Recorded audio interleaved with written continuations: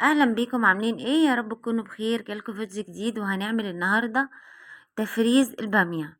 نجيب الباميه، اول حاجه نغسلها ونسيبها تتصفى من ميتها خالص، يعني نسيبها كده ما يبقاش فيها ميه خالص. تمام. ونمسكها بقى نقمعها. نشيل الحته اللي فوق كده. يعني بيقولوا عليها بنقورها، في ناس بتقول بنقورها وفي ناس بيقولوا بنقمعها. تمام. وهسيبها بقى كده ايه، واجيب ميه مغليه. آم، لازم تكون المية بتغلي وهنزل فيها بالبامية. خلاص. هسيبها بقى كده لحد لما تاخد غلوة.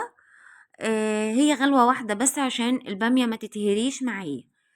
هسيبها كده على نار عالية عادي. اول لما تغلي، قبل اي حاجة لازم احط فيها ليمونة، اعصر فيها ليمونة علشان تحتفظ بخضرها وما يبقاش فيها المادة اللي هي اللزجة دي.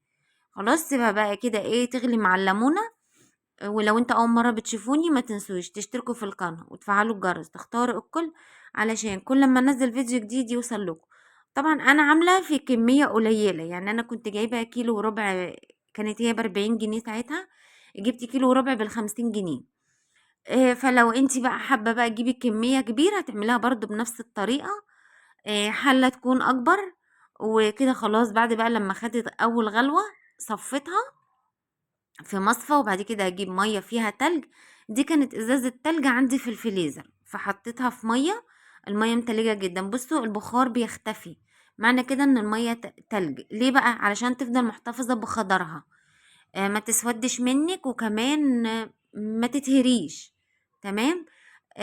فضيت بقى التلجايه من الازازه، قصيتها كده كده، انا مش محتاجه الازازه في حاجه. فقصيتها وسبتها بقى في التلج لحد ما تبرد خالص خالص خالص، ما يبقاش حتى المية تبقى ساقعة. خلاص. بالطريقة ديت عايزة تجربيها بقى، جربيها في كمية أكبر من دي طريقة الشركات.